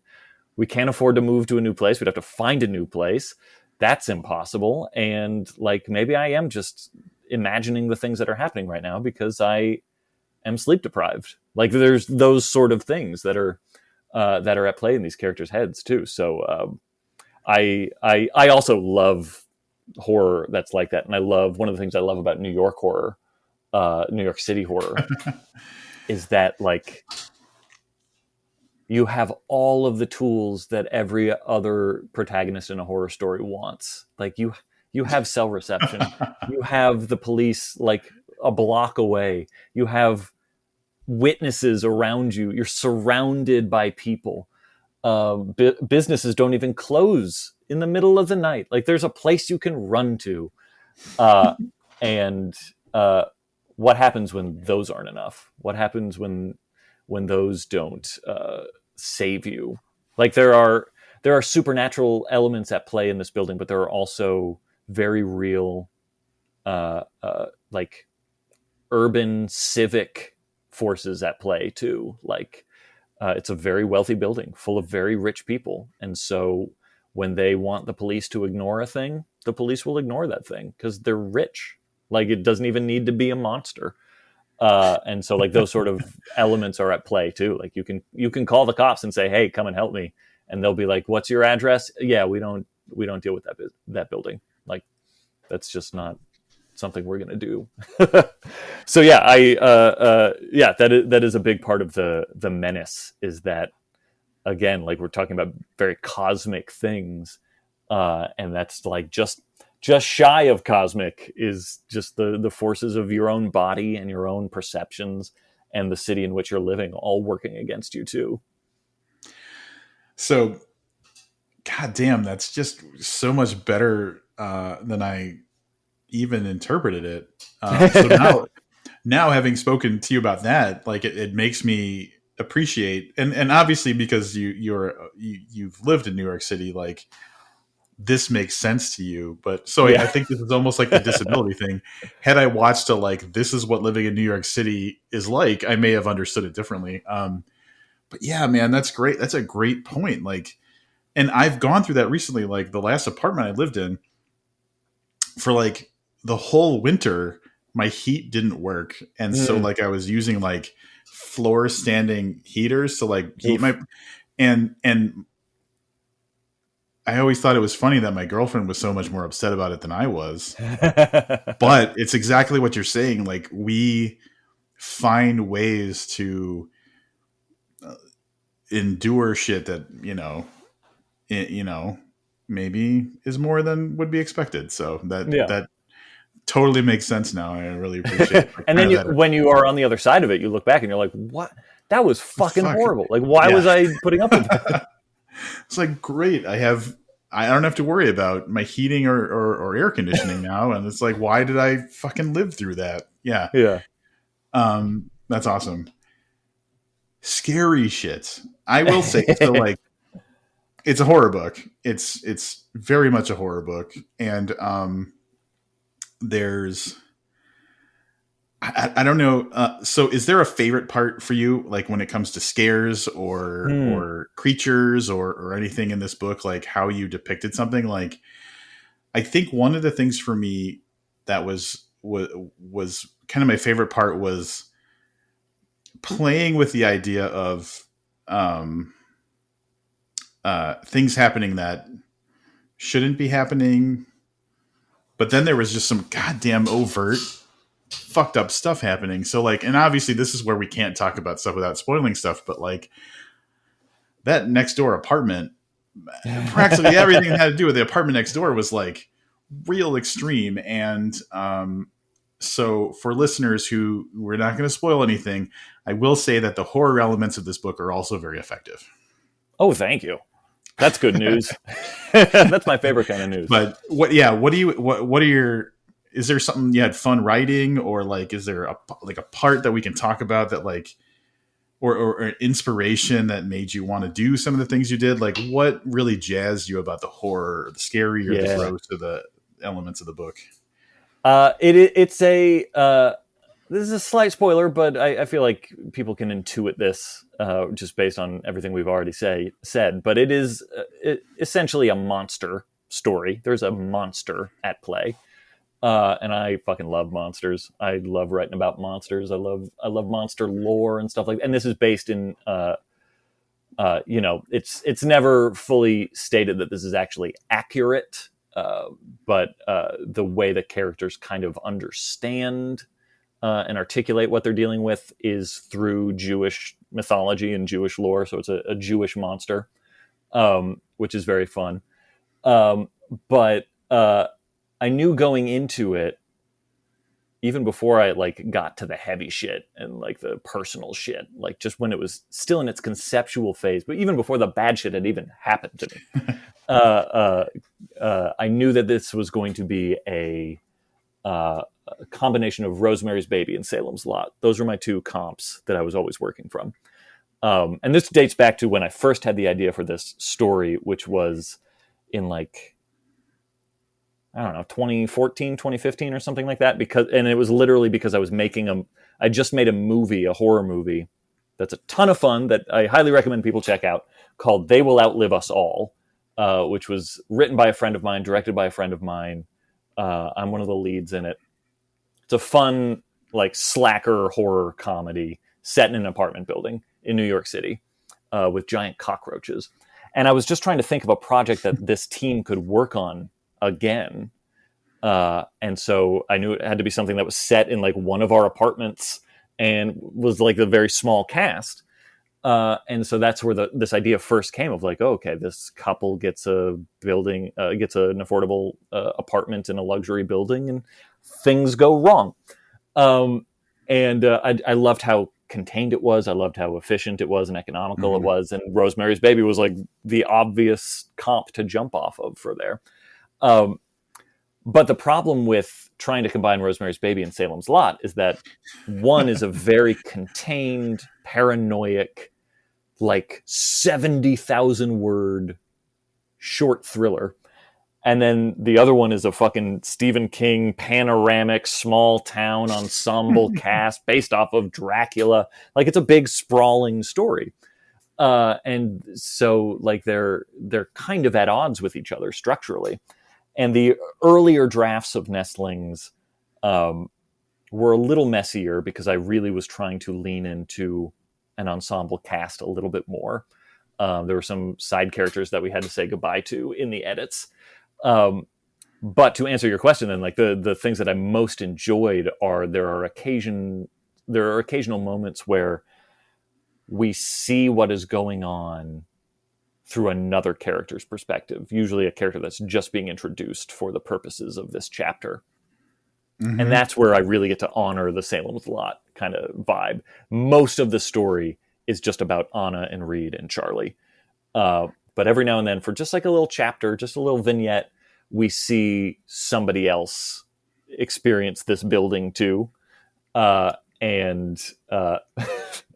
Again, probably a spoiler, but probably intuitable. Because they're not connected to the main characters, that also means they're expendable. So we get to like have horrible things happen to them, which I really enjoy, and get to see like other sides of the ominous forces that are at work corrupting Anna and Reed and Charlie. So that was a ton of fun. That's something you don't get in Rosemary's Baby, because Rosemary's Baby is so streamlined and so just about Guy and Rosemary. And so this was nice to actually have like some additional lenses on what is going on. So I loved that. And I think that also, as you have already alluded to with the cold open of the novel too, like when you have little glimpses of those, it's that Hitchcockian idea of, if people are having a conversation and a bomb goes off, that's startling. That's scary in a way. But if you know that there's a bomb under there and you like get to see that bomb ticking, right, then you are that much more on edge for what's going to happen to these characters. And having those little side chapters, those little ensemble grace notes, really helps you see the bomb that is about to go off for our main cast. That's a good point. And yeah, you definitely made good use of that. And the few times that like it's from perspectives of less important characters, like that's when you really did get to kind of like get happy with the crazy, creepy, scary stuff. So that's a really good point, and well done not spoiling anything. But here's what I thank you. I try. I didn't realize that there was a Chekhov's elevator kind of situation until until I realized it. There's a point in the book where it's like, because there's like also, so in this building, there's the elevator that you mentioned, but then there's also a staircase, and I highlighted some stuff, and most of it is like stuff that would spoil things, so I can't really quote stuff while we talk, but there was a moment where you referred to the staircase as it felt like almost like a spine, like the way you were looking down. It was like one of those staircases you could see down and down and down. And it was like vertebral or something. There was a word that you used, or there was a way that you described it where I was like, fuck, man, that is so good. And so whenever people are reading it and get to that point, like, please just appreciate there's definitely moments in the book where the way you describe something was just so like vivid, but also like kind of like annoyingly accurate. And that was like one of them. It was like, of course that's what it looks like. And it adds to the exact kind of mystique you were going for. So there was definitely moments where I was like, fuck, that was really good. And that was one of them. Oh, thank you. That's very kind. Zooming out a little bit, and this is something that I've been trying to think about more recently when I talk to authors, is kind of like what you hope people get out of the book. So I talked to someone a little while ago, Adam Godfrey. He has a novella called Narcissus. Oh yeah, I'm dying to read that. Yeah, it's like great cover.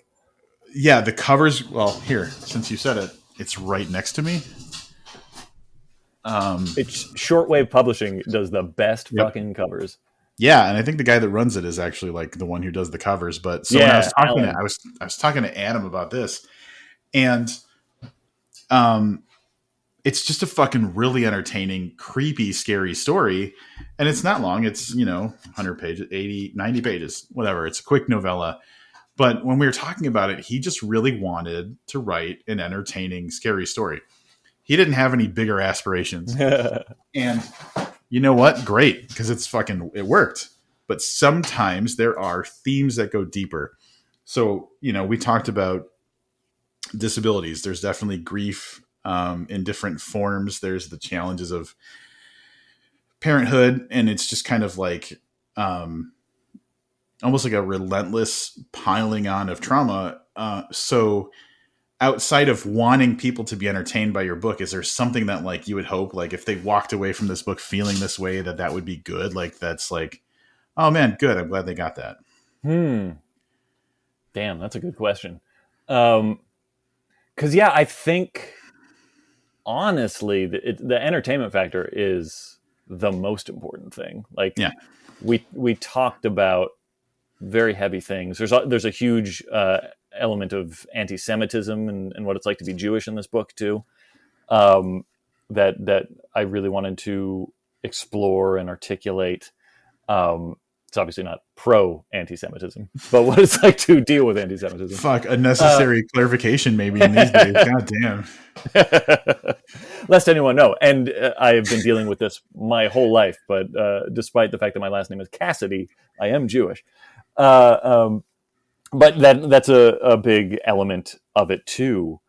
But ultimately, I just want it to be an entertaining, diverting read. Like that's one of the things I love most about horror is that like you can deal with really heavy shit, but package it in a way that's just like propulsive and entertaining, and you might not even like realize it as you're consuming it, that like you're actually thinking about heavy shit. Like Stephen King wrote The Shining about how much he hated his children when he was an alcoholic, and like you read The Shining and maybe you're like, wow, this feels really personal, but mostly you're just like, I gotta find out what's happening to Wendy and Jack and blah.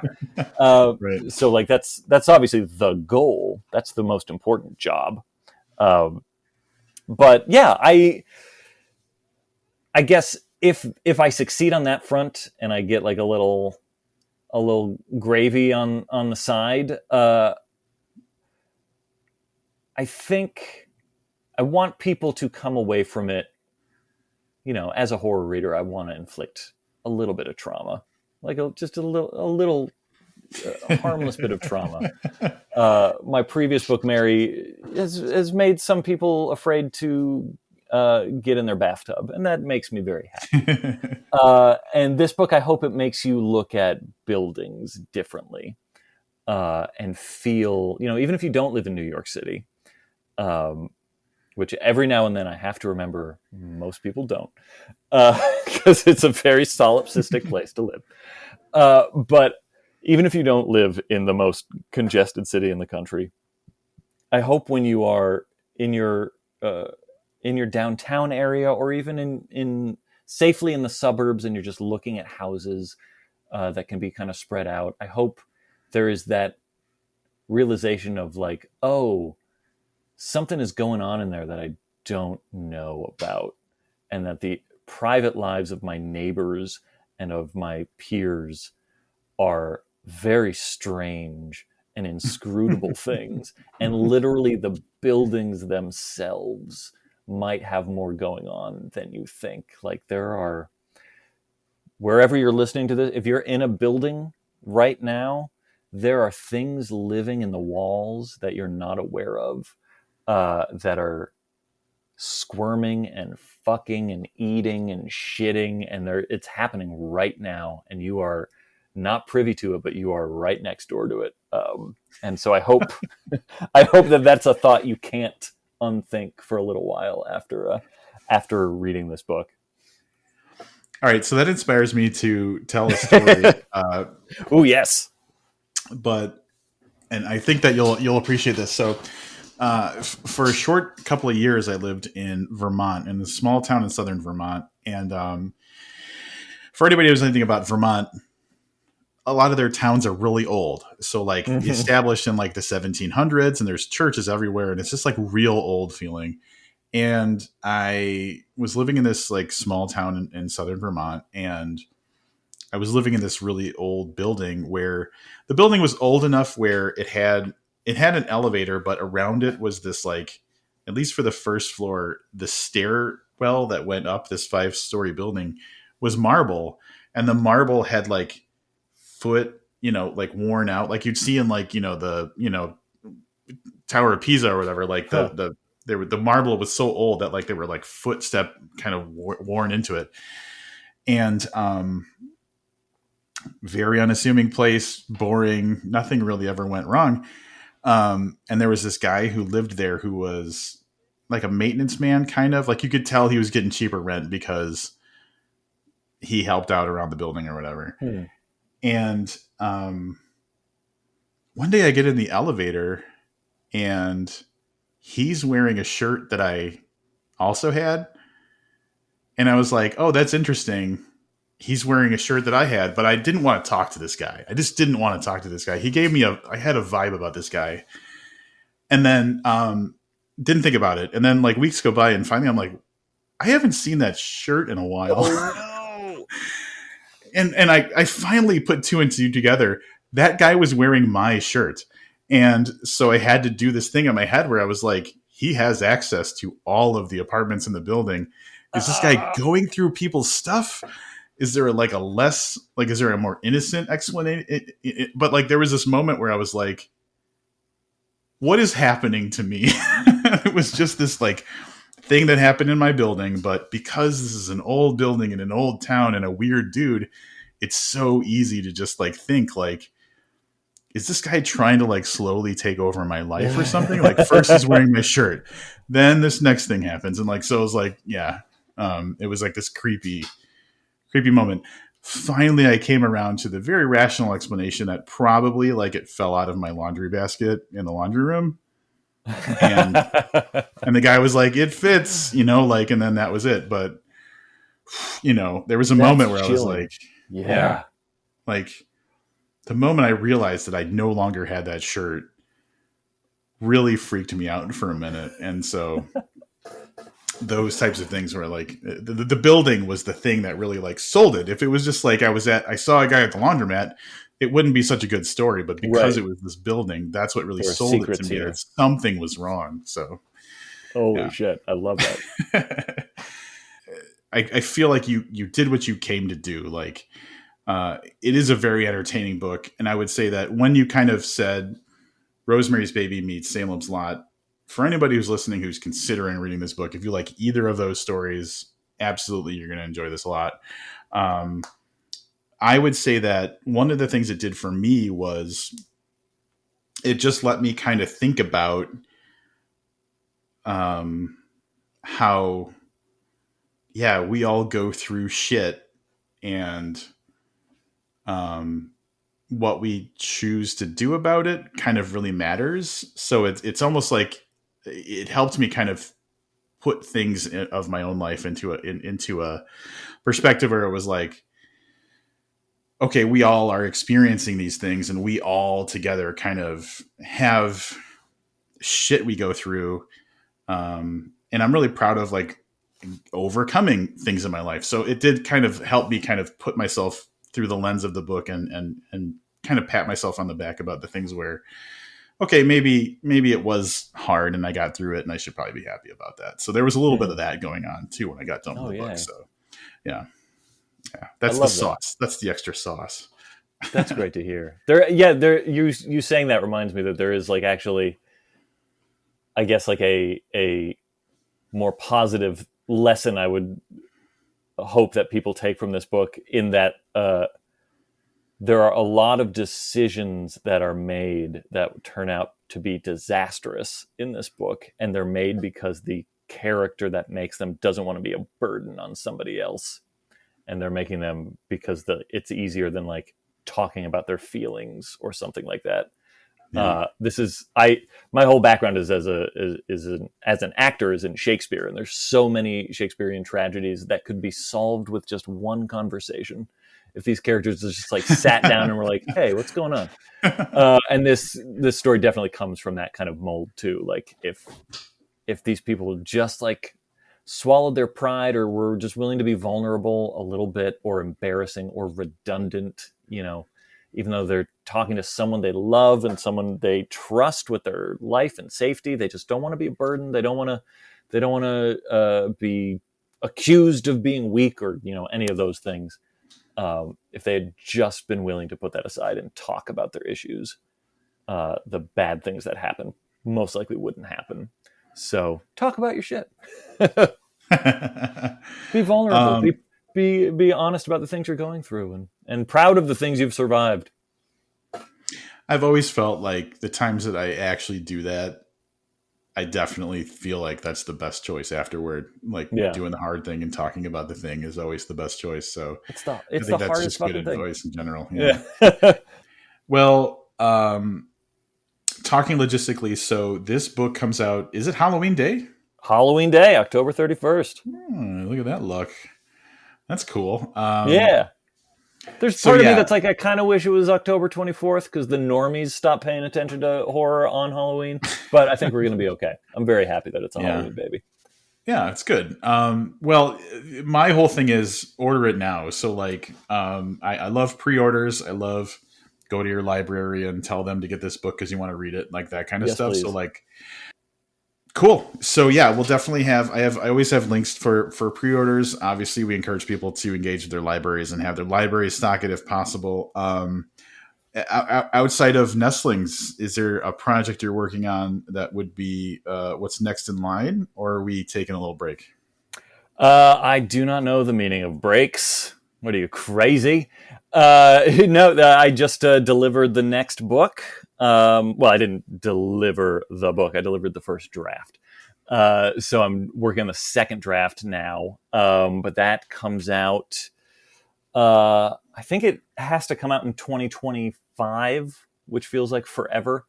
But the book is the book is basically done. It's just got a couple of polishes and revisions that it needs. But I'm very excited about that. That's going to be a big change of pace. That's I've been teasing it by saying that it's my attempt at writing an airport thriller, like the sort of thing you would pick up in the 90s in an airport. Yeah, it's a combination of It, Terminator 2, Firestarter, and The Twilight Zone.